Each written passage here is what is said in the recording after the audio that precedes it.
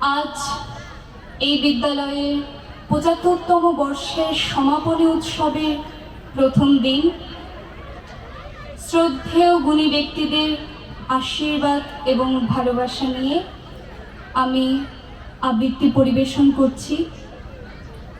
এবছর কবি সুকান্ত ভট্টাচার্যের জন্ম শতবর্ষ চলছে, তাই কবিকে শ্রদ্ধা জানিয়ে আমার নিবেদন কবি সুকান্ত ভট্টাচার্যের লেখা প্রিয়তমা সুর। সীমান্তে আজ আমি প্রহরী, অনেক রক্তাক্ত পথ অতিক্রম করে আজ এখানে এসে থমকে দাঁড়িয়েছি স্বদেশের সীমানায়। ধূসর তিউনিসিয়া থেকে স্নিগ্ধ ইতালি থেকে ছুটে গেছি বিপ্লবী ফ্রান্সে। নক্ষত্র নিয়ন্ত্রিত নিয়তির মতো দুর্নিবার অপরাহত রাইফেল হাতে ফ্রান্স থেকে প্রতিবেশী বার্মাতেও আজ দেহে আমার সৈনিকের কড়া পোশাক, হাতে এখনো দুর্জয় রাইফেল। রক্তে রক্তে তরঙ্গিত জয়ের আর শক্তির দুর্বহ দম্ভ। আজ এখন সীমান্তের প্রহরী আমি। আজ নীলাকাশ আমাকে পাঠিয়েছে নিমন্ত্রণ, স্বদেশের হাওয়া বয়ে এনেছে অনুরোধ। চোখের সামনে খুলে ধরেছে সবুজ চিঠি। কিছুতেই বুঝি না কি করে এড়াবো তাকে, কি করে এড়াবো এই সৈনিকের কড়া পোশাক। যুদ্ধ শেষ, মাঠে মাঠে প্রসারিত শান্তি। চোখে এসে লাগছে তারই শীতল হাওয়া। প্রতি মুহূর্তে স্লথ হয়ে আসে হাতের রাইফেল, গা থেকে খসে পড়তে চায় এই কড়া পোশাক। রাত্রে চাঁদ ওঠে, আমার চোখে ঘুম নেই। তোমাকে ভেবেছি কতদিন, কত শত্রুর পদক্ষেপ শোনার প্রতীক্ষার অবসরে, কত গোলা ফাটার মুহূর্তে, কতবার অবাধ্য হয়েছে মন। যুদ্ধ জয়ের ফাঁকে ফাঁকে কতবার হৃদয় চলেছে অনুশোচনার অঙ্গারে। তোমার আর তোমাদের ভাবনায় তোমাকে ফেলে এসেছি দারিদ্র্যের মধ্যে, ছুড়ে দিয়েছি দুর্ভিক্ষের আগুনে। ঝড়ে আর বন্যায়, মারি আর মরকের দুঃসহ আঘাতে বারবার বিপন্ন হয়েছে তোমাদের অস্তিত্ব। আর আমি ছুটে গেছি এক যুদ্ধক্ষেত্র থেকে আর এক যুদ্ধক্ষেত্রে। জানি না আছো কি নেই, দুর্ভিক্ষে ফাঁকার বন্যায় তলিয়ে গেছে কিনা ভিটে জানি না, তাও তবু লিখছি তোমাকে আজ, লিখছি আত্ম ভরাসার। ঘরে ফেরার সময় এসে গেছে, জানি আমার জন্য কেউ প্রতীক্ষা করে নেই। মালায় আর পতাকায়, প্রদীপে আর মঙ্গল ঘটে জানি সম্বর্ধনা রটবে না লোকমুখে, মিলিত খুশিতে মিলবে না বিরক্তের পুরস্কার।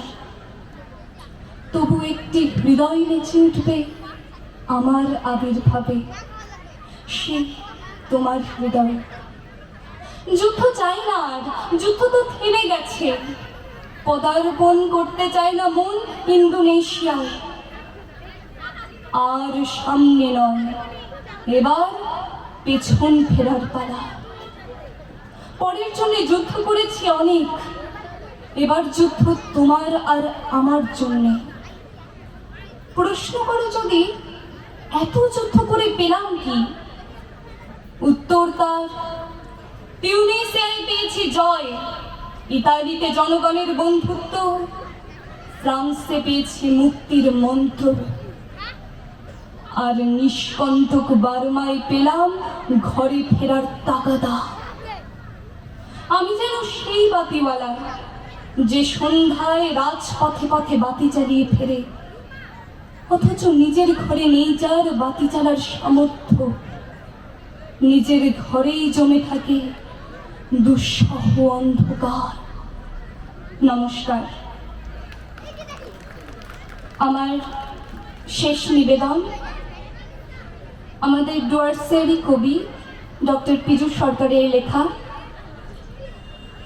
সামাজিক এবং দেশের রাজনৈতিক প্রেক্ষাপটের ওপর লেখা মনোলগ 2। খিদে পেলে খেতে যাওয়া কি অন্যায় মনোজদা? সাঁতার পেলে নদী, কবিতা পেলে কাগজ, এত কথা শোনায় কেন আমাকে এই সমাজ? ঠিকঠাক ঘুমোতে দেয় না, একান্তে জাগতে দেয় না, চিৎকার করলে জিভ ছিঁড়ে নিতে চায়, চুপ থাকলে ঢিল ছড়ে টিনের চালে।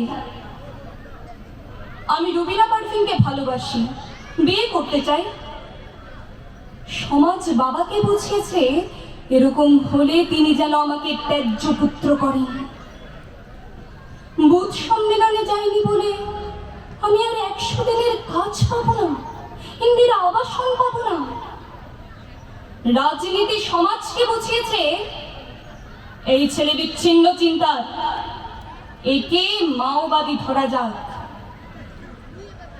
এই দেশ মুনি ঋষিদের, অথচ এখানে কেউ ধ্যান বোঝে না। মনোজদা, গান গাইলে অন্ধভাবে, নাচলে বাইজি, ভাবা যায়? শিল্প টিল্প নেই, মাটি বিক্রি করে কি সব উৎসব হচ্ছে, গাছ কেটে পিকনিক। এখানে 16 মাতৃকা পূজার মাহাত্ম্য বলে লাভ নেই, বিষহারার প্রসঙ্গ তোলা বোকামি। সময় এখন সতিকা রোগী, সময়ের নিরাময় চাই, পথ্য চাই। ভাবছি রুবিনাকে নিয়ে ফুলিয়া পালাবো, দুজনে তাঁতের কাজ শিখবো ওখানে। যাওয়ার আগে এই নাম, এই পদবি বইতে জাত তাবিজ করি বাঁধা কোমরের এই ঘুঞ্চি মরা রায়টাকে ফেলে দিয়ে যাব। রুবিনাও বোরখা পরবে না। আমরা ডুয়ার্সের ছেলে মেয়ে, গাছের বংশধর। আমাদের ধর্ম নেই, বিষণ্ণ ছায়া আছে কিছু। নমস্কার।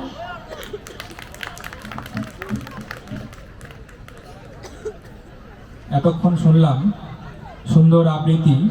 আরাধ্যা দাসকে আমরা অনেক অনেক ধন্যবাদ জানাচ্ছি তার এই সুন্দর আবৃত্তি পরিবেশন করার জন্য। এবারে মঞ্চে আমি ডেকে নিচ্ছি বিদ্যালয়ের প্রিয় শিক্ষক মজিদুল ইসলাম। আপনাকে আপনার একটি সুন্দর আবৃত্তি আমরা শুনব, আপনি প্লিজ মঞ্চে আসুন।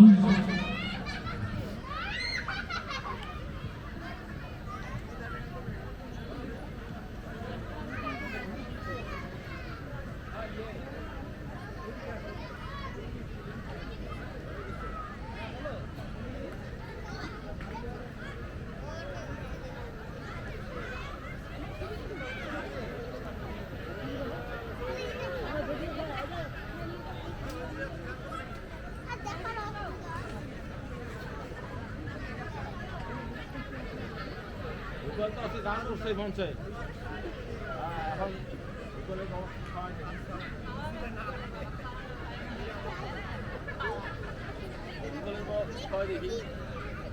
এত বড় মঞ্চে গান করছে, এত বড় মঞ্চে স্কুলের প্লাটিনাম